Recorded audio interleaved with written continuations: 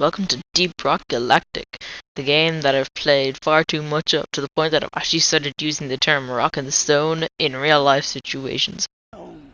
Rock and stone, Rock everyone! and stone, brother! Rock and stone! We fight for rock and stone! Rock and stone! Rock Did on! I hear a rock and stone?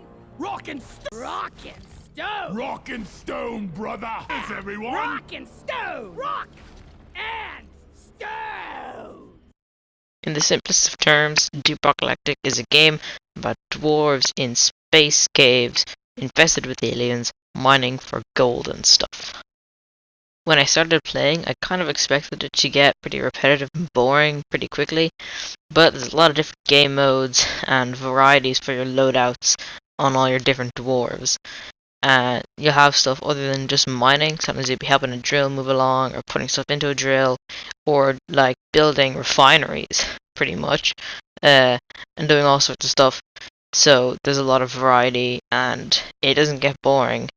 You can even go to stuff where you're salvaging your little mine carts that walk around that have been destroyed.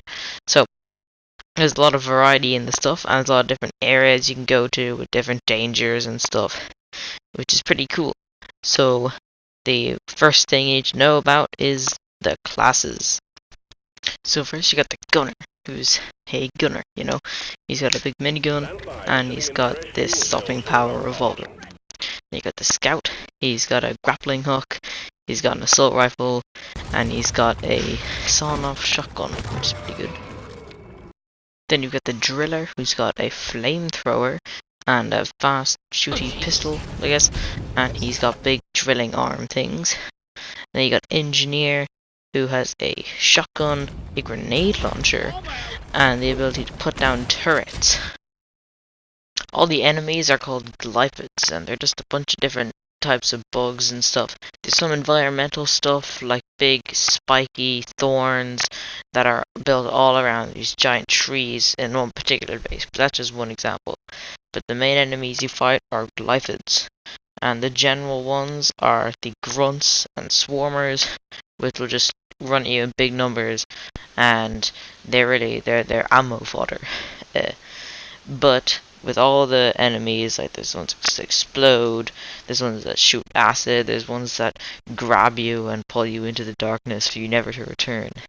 But all the swarmers and the big ones and the small ones and the enemy company robots all ain't got shit on Bosco. Bosco is your friend for when you're on solo missions or your teammates leave or something. He's there to help you out. He can light stuff up, he can shoot enemies, he can mine stuff. He's got a whole skill tree of his own, has all sorts of stuff. And he can revive you, and you can upgrade him to have better rounds, like manual rocket shooting, bigger lights, more revives for you. So he is not to be underestimated. He is one of the greatest things there is. I do not exaggerate it when I say he is the second coming of Christ. So there isn't really much more to say, at least from a starter's perspective. There is more stuff. I haven't even talked about perks, overclocks, or the space rig itself, which is where you and the homies hang out in between missions. But yeah, there is a lot to do, but even when it seems complicated when you start, it's a lot of fun, and you cop on to everything pretty quickly. So I advise you get it. It's free on PlayStation Plus right now. It's just gone onto PlayStation. It's on PC and Xbox. And it is just so good. So get Deep Rock Galactic. That's it. Just get Deep Rock Galactic. Yeah.